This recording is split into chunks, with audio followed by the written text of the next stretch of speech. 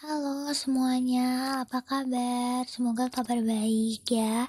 Perkenalkan, nama aku Nida Faturami dari kelas B dengan NIM K76240053. Video ini dibuat untuk memenuhi tugas ujian akhir semester ekonomi makro lanjut. Hari ini kita akan membahas tentang pasar dana dan penentu tabungan. Kita mulai dari pasar dana terlebih dahulu ya. Pengertian dari pasar dana sendiri adalah tempat atau mekanisme bertemunya pihak-pihak yang memiliki kelebihan dana dengan pihak-pihak yang membutuhkan dana dalam jangka pendek maupun dengan jangka panjang. Pasar dana sendiri dibagi menjadi dua, yaitu pasar uang dan pasar modal. Nah, perbedaan dari pasar uang dan pasar modal yaitu dari jangka waktunya. Pasar uang itu kurang dari setahun, sementara pasar modal lebih dari 1 tahun. Lalu untuk pasar uang itu pembiayaannya jangka pendek, sementara pasar modal itu jangka panjang. Lalu untuk resiko dari pasar uang sendiri adalah lebih rendah daripada pasar modal yang cenderung lebih tinggi. Lalu untuk contoh instrumennya, pasar uang itu terdiri dari SBI deposito dan commercial paper. Sementara pasar modal adalah saham, obligasi, dan selanjutnya yaitu tabungan. Pengertian dari tabungan adalah bagian dari pendapatan yang tidak dikonsumsi dalam periode tertentu. Tabungan dapat disimpan di bank. Faktor-faktor penentu tabungan antara lain yaitu adalah pendapatan. Semakin tinggi pendapatan, semakin besar potensi seorang untuk menabung. Yang kedua adalah tingkat bunga. Bunga yang tinggi mendorong orang untuk lebih memilih menabung. Lalu ada harapan masa depan. Semakin tinggi pendapatan, semakin besar potensi seorang untuk menabung. Lalu ada kebijakan pemerintah. Subsidi, pajak, dan insentif fiskal dapat mempengaruhi besarnya tabungan masyarakat.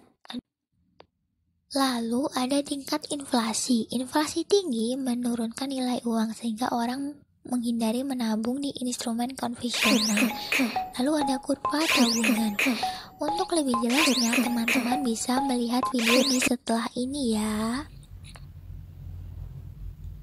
Hai, kembali lagi sama aku dan kali ini aku akan menjelaskannya dengan bentuk video agar lebih jelas karena ini tentang kurva ya.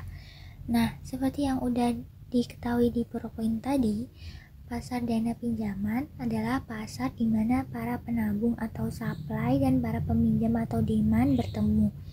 Nah, peminjam di sini itu bisa ada dua kemungkinan, yaitu dari rumah tangga dan dari perusahaan.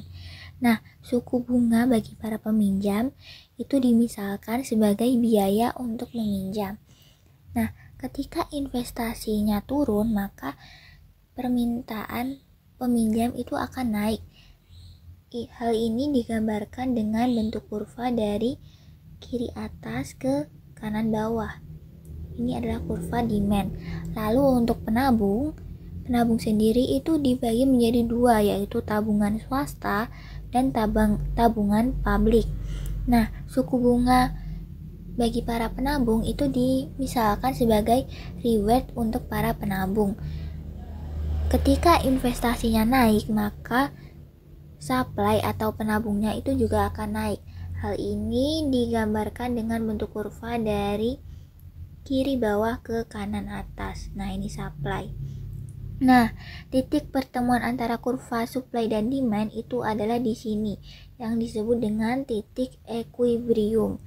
Titik equilibrium ini menunjukkan tingkat suku bunga yang seimbang dengan jumlah dana yang dipinjamkan. Pada titik ini, pasar dana berada dalam kondisi yang seimbang. Nah, dari kurva ini apa sih yang dapat disimpulkan? Jadi, kurva ini tuh membantu kita untuk memahami bagaimana suku bunga terbentuk di pasar dana dan bagaimana perubahan dalam tabungan atau investasi dapat menggeser kurva yang memengaruhi tingkat bunga dan volume dana yang beredar. Kita misalkan ya, seperti yang sudah saya tulis di kotak ini, jika permisalan yang pertama itu jika masyarakat lebih suka menabung, maka kurva supply akan bergeser ke kanan dan suku bunga turun. Nah, jadi ketika masyarakat lebih suka menabung, kurvanya supply-nya akan bergeser ke sini teman-teman.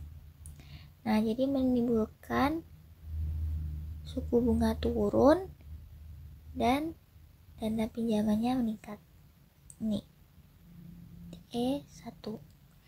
Lalu permisalan yang kedua itu jika perusahaan ingin investasi besar-besaran, maka kurva demand-nya akan bergeser ke kanan, bergeser ke kini teman-teman, dan suku bunganya akan naik. Nah, titik equilibriumnya akan di sini tuh. Baik, akhir kata terima kasih kepada teman-teman yang sudah menyimak, dan semoga ilmu yang aku berikan bisa bermanfaat. Dadah.